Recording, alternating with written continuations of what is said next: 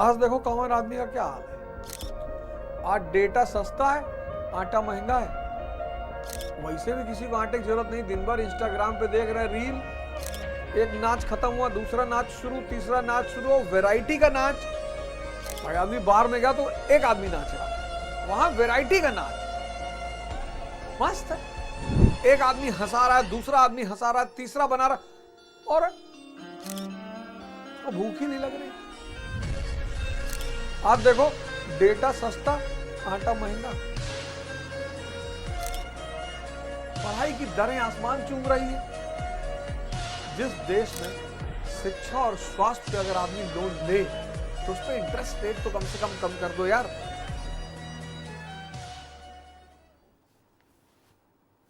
जय हिंद फ्रेंड्स।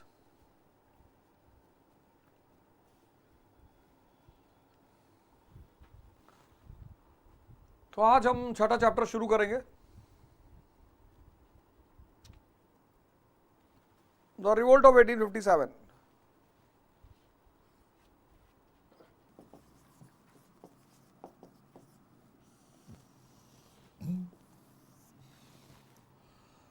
बुंदेले हर बोलो के मुख हमने सुनी कहानी थी, और खूब लड़ी मर्दानी वो तो झांसी वाली रानी थी।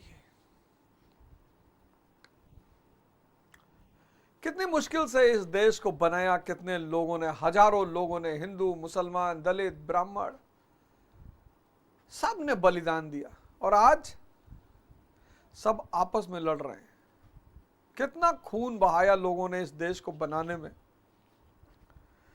कितना बलिदान लगा इस देश को बनाने में, और आज इस देश में सब एक दूसरे से लड़ रहे हैं।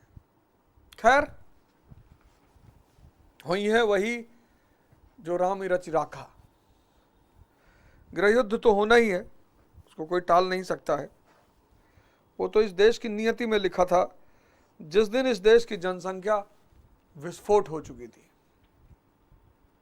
विक्रम कुमार, जय हिंद। तो तीन चीजें हैं, पहले इन तीन चीजों को समझ लो, फिर रिवोल्ट की चर्चा करते हैं। पहली चीज है मूवमेंट, आंदोलन। दूसरी चीज है रेवोल्यूशन, क्रांति। और तीसरी चीज है रिवोल्ट, विद्रोह। ये तीन चीजें हैं, रेवोल्यूशन, मूवमेंट और रिवोल्ट। मूवमेंट का मतलब है, मूवमेंट, आंदोलन का क्या मतलब है? डिमांड फॉर चेंज, परिवर्तन की मांग, खत्म करने की मांग नहीं, लिख लेना। मूवमेंट, जब भी तुम कहते हो आंदोलन तो परिवर्तन की मांग, डिमांड फॉर चेंज। जैसे 6th century BC, religious movement, धार्मिक आंदोलन, religious movement, 6th century BC. वर्ण सिस्टम, वर्ण व्यवस्था। क्या मांग हो रही है कि यह वर्ण व्यवस्था जन्म पर ना हो, किस पे हो? कर्म पर। आंदोलन मतलब कि मांग हो रही है परिवर्तन की, कि यार चेंज कर दो, बस खत्म मत करो, चेंज कर दो। वर्ण सिस्टम, अब इतना प्यारी चीज है वर्ण सिस्टम। तो 6ठी शताब्दी का जो धार्मिक आंदोलन है, बुद्ध है, महावीर है, वो कह रहे हैं वर्ण सिस्टम को खत्म मत करो, वर्ण व्यवस्था को खत्म मत करो, इसको चेंज कर दो। जन्म आधारित नहीं, कर्म आधारित।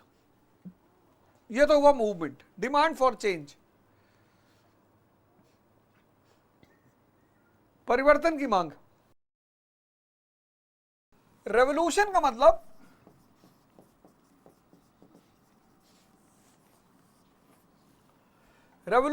क्रांति, एंड ऑफ एग्जिस्टिंग ऑर्डर।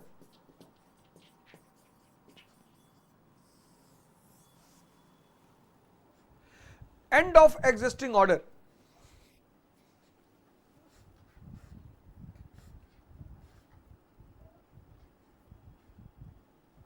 मतलब जो व्यवस्था चली आ रही है उसका अंत कैसे? एग्जाम्पल फ्रेंच रेवोल्यूशन, फ्रांसीसी क्रांति 1789, किसका अंत हुआ? मोनार्की का, राजशाही का अंत हो गया। किसका जन्म हुआ? पार्लियामेंट का। राजशाही का अंत और पार्लियामेंट्री सिस्टम की शुरुआत, यह है रेवोल्यूशन।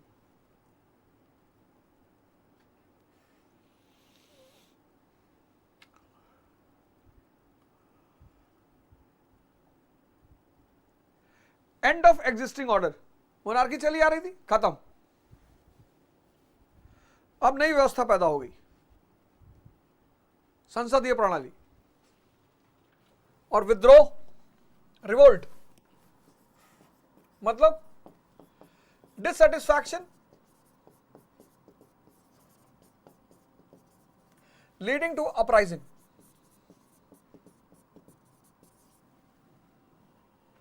डिससेटिस्फैक्शन और डिसकंटेंट, असंतोष से उपजा, असंतोष से उपजा अपराइजिंग।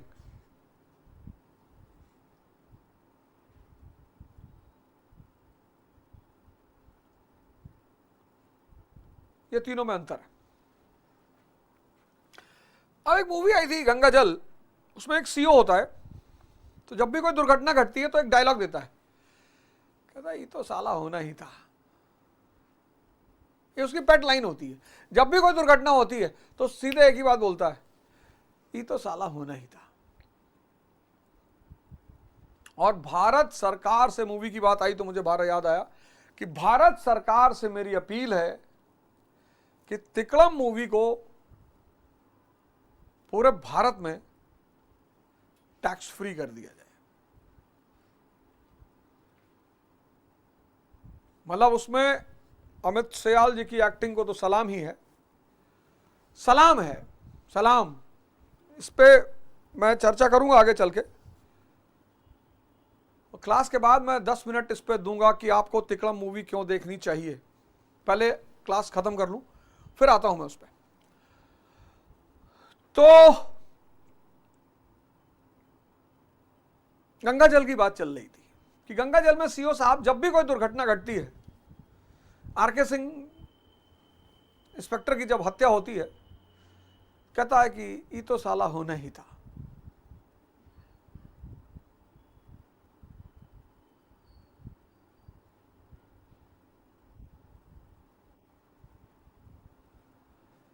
ठीक, तो वही बात यहां भी है। जिस दिन ब्रिटिश रूल की शुरुआत हुई, ईस्ट इंडिया कंपनी की, जिस दिन ईस्ट इंडिया कंपनी के शासन की शुरुआत हुई, उस दिन यह बात लिख दी गई कि ये तो साला होना ही था। क्यों? कंपनी का शासन है, उस शासन का कैरेक्टर देखा हमने, पॉलिसीज, ग्रावियंसेस,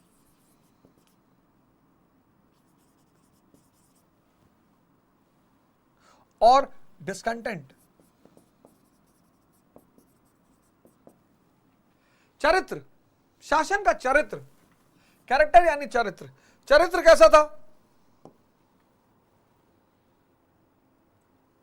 कॉलोनियल, कॉलोनियल, औपनिवेशिक, कॉलोनियल चरित्र, औपनिवेशिक। क्या है कॉलोनियल चरित्र? शोषण, मालिक और नौकर का संबंध, बाप बेटे का नहीं, मालिक और नौकर का। तो जो ईस्ट इंडिया कंपनी का शासन था, उसका जो चरित्र था, कैरेक्टर, पहली चीज कैरेक्टर लिख लेना, कॉलोनियल कैरेक्टर, यानी मालिक और नौकर का शोषण का संबंध। मालिक और नौकर लिख लेना ब्रैकेट में, मालिक और नौकर का संबंध। पॉलिसीज, नीतियां, कॉलोनियल। सिर्फ ब्रिटेन का हित, only interest of British and Britain.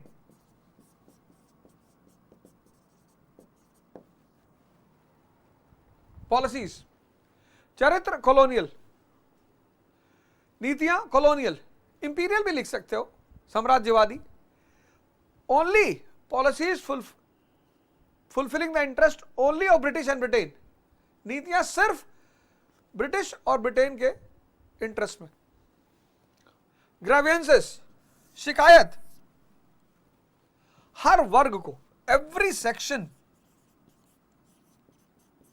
क्या किसान, क्या जमींदार, क्या राजा महाराजा, क्या कॉमन पीपल, क्या मिडिल क्लास, सब, ऐसा कोई वर्ग नहीं था जो इनसे खुश हो। मतलब इनके लिए कहावत थी, ऐसा कोई सगा नहीं जिसको हमने ठगा नहीं। हर वर्ग, अभी आगे डिस्कस करेंगे, हर वर्ग। ग्रेवेंसेस, डिस्कंटेंट,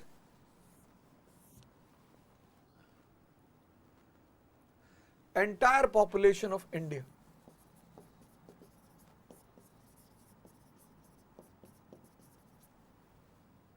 समस्त जनसंख्या में डिस्कंटेंट।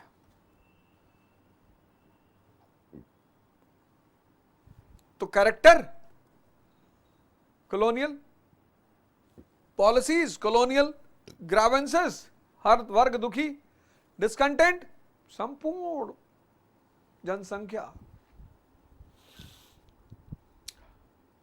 तो विद्रोह तो होना ही था। एक आध कमी हो तो आदमी बर्दाश्त कर ले जाए, एक आध पीड़ा हो तो आदमी बर्दाश्त कर ले जाए। जब चारों चौतरफा पीड़ा, चारों तरफ से आप कष्ट दे रहे हो, मानसिक, हार्दिक, शारीरिक, मनोवैज्ञानिक, सब तरफ से, तब टूट जाएगा आदमी कि मारो यार, मरो या मारो।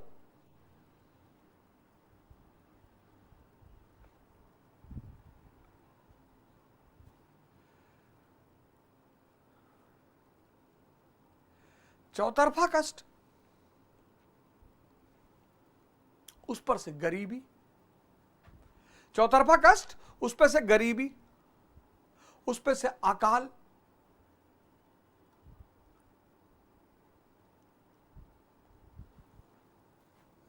(1757 से 1857)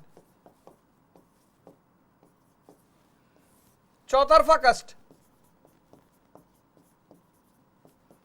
चौतरफा कष्ट, फिर गरीबी, फिर अकाल,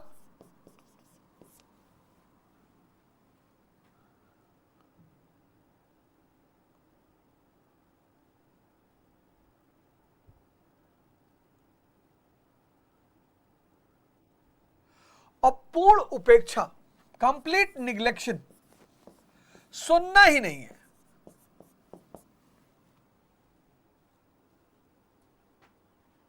अब बताओ, अंततः आदमी हथियार उठाएगा नहीं तो क्या करेगा?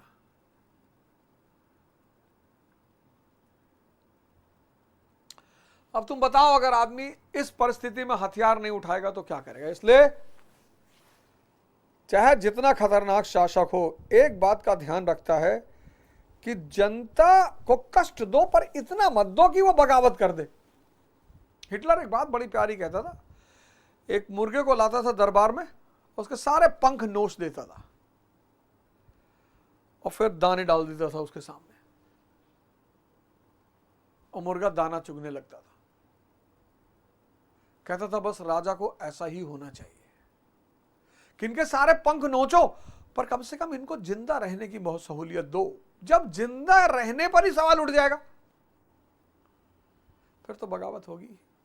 तो चौतरफा कष्ट, पहला इकोनॉमिक एक्सप्लॉइटेशन। दुनिया में सबसे बड़ा जो शोषण है वो है आर्थिक शोषण।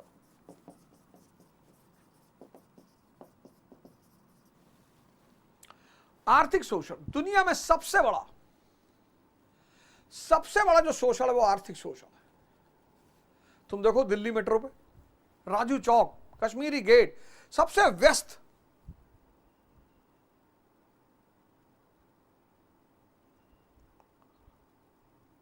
कश्मीरी गेट, राजीव चौक, सब वही पब्लिक जो नई दिल्ली रेलवे स्टेशन पे चलती है वही मेट्रो पे भी चलती है। पर मजाल है कोई मेट्रो स्टेशन पर थूक दे, कोई कागज फेंक दे, फाइन, जुर्माना। तुमने सिर्फ ऐसे पकड़ लिया तुरंत, साहब थूका, आवाज निकाली तो तुमको थूक पड़ा, कोई दूसरा थूक दिया, आप ही को पकड़ लिया।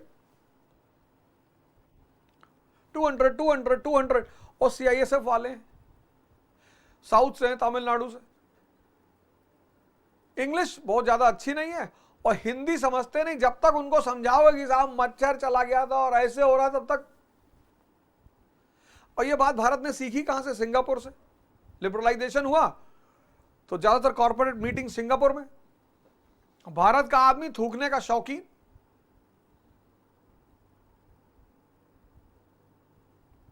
भारत का आदमी थूकने का शौकीन, ज्यादातर सांप जैसी प्रवृत्ति है डसने वाली, तो थूकने की आदत है।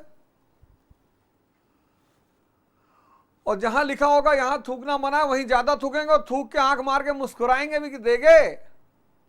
तो जब सिंगापुर पहुंचे भारत के लोग तो थूकने लगे।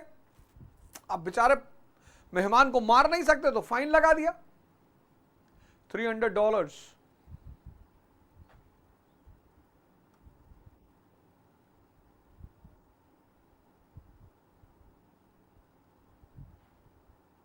₹20-25,000। अब जिसने ₹20,000 फाइन दिया उसके पूरे खानदान का सलाइवा सूख गया कि भैया हम नहीं थूकेंगे भाई। अरे बोले अब थूक चुके हो। दुनिया में सबसे बड़ा शोषण है आर्थिक, और ईस्ट इंडिया कंपनी ने सबका शोषण किया। Pageant,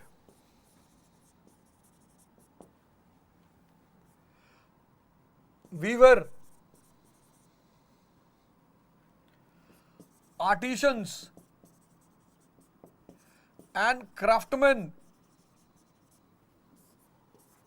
zamindars, middle and upper class,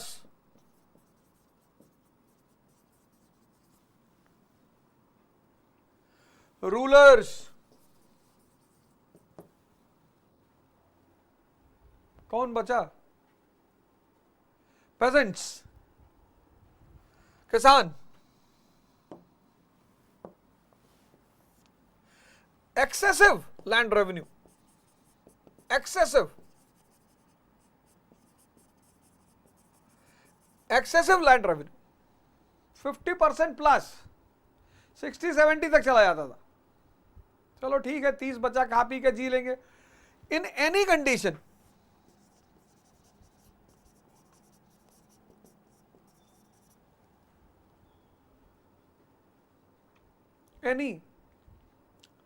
in any बोले सूखा पड़ गया, बोले कोई बात नहीं, जो घर में रखा वो ले आओ। अमरोहा के कलेक्टर ने लेफ्टिनेंट गवर्नर, अवध के लेफ्टिनेंट गवर्नर को लिखा कि साहब घास छोड़ के इस जिले में लोगों के पास कुछ भी नहीं है। बोले घास बड़ी प्यारी चीज है, उसको कटवा के मगार में बिचवा के और टैक्स जमा कराओ। और लगान मूवी देख लो यार, कंपनी है ये, कोई राज्य थोड़ी है, उससे क्या मतलब वेलफेयर से। किसान, वीवर, मिदनापुर के वीवरों ने अपना अंगूठा काट लिया। कच्चा माल महंगे में बेचते थे और फिनिश गुड सस्ते में खरीदते थे। 1 किलो कपास दिया ₹20 का, अब 1 किलो कपास में एक शर्ट बनी तो शर्ट कम से कम ₹30 की होगी। 1 किलो कपास बेचा ₹20 में तो शर्ट बनी उससे, उसको खरीदा ₹12 में।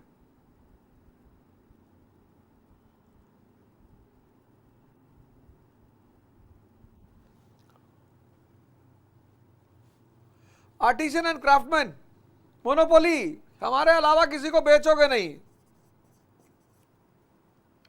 मोनोपोली, जो भी सामान बचा रहे हो हमारे अलावा किसी को बेचोगे नहीं।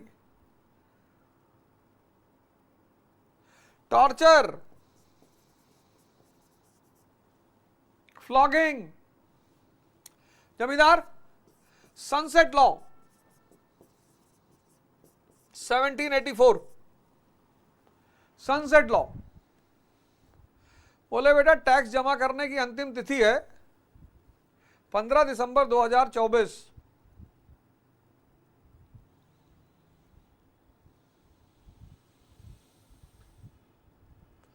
पंद्रह दिसंबर 2024। अब मान लो कि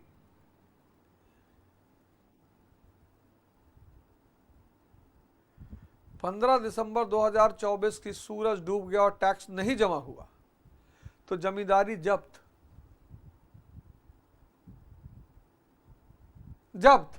सरकार छीन लेती थी, किसी दूसरे को दे देती थी। कल तक जो जमींदार थे वो उस नए जमींदार के घर बर्तन धो रहे हैं।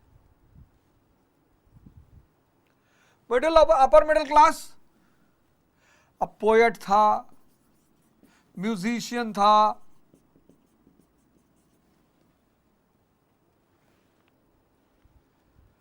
डांसर था, क्लर्क था राजा महाराजाओं के यहां। अब जब राजा महाराजा बर्बाद हो गए तो ये लोग भी बर्बाद हो गए। जब मालिक ही चला गया तो फिर नौकरों की क्या स्थिति है?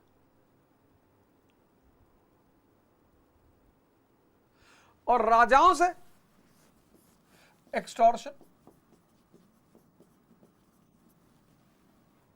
नवाब ऑफ अवध, ऐसा कोई था ही नहीं जिसको इन्होंने इकोनॉमिक, क्योंकि इनको पैसा चाहिए था, बस पैसा ले आओ।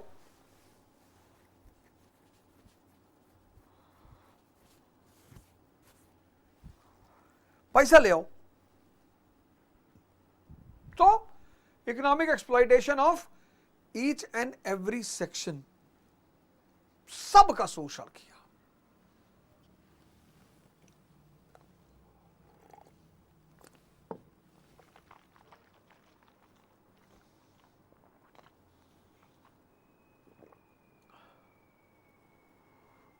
सबका,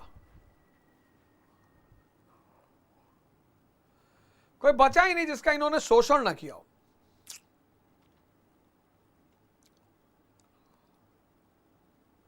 किसान,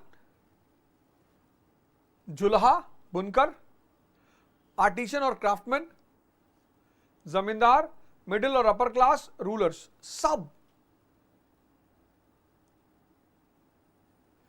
जब भी कंपनियां देश की मालिक बन जाती हैं, कहने की जरूरत ही नहीं। आज दुनिया में देख लो, कंपनियां देशों की मालिक बन गई हैं। कॉमन आदमी का क्या हाल है?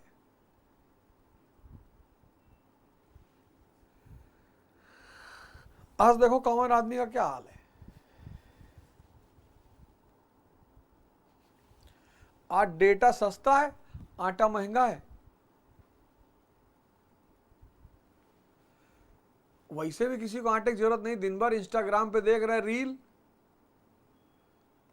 एक नाच खत्म हुआ, दूसरा नाच शुरू, तीसरा नाच शुरू, वैरायटी का नाच।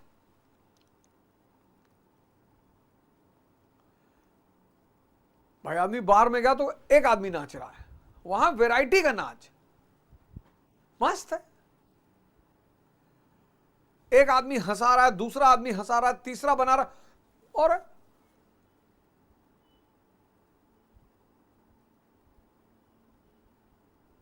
उसको भूख ही नहीं लग रही। आज देखो डेटा सस्ता, आटा महंगा।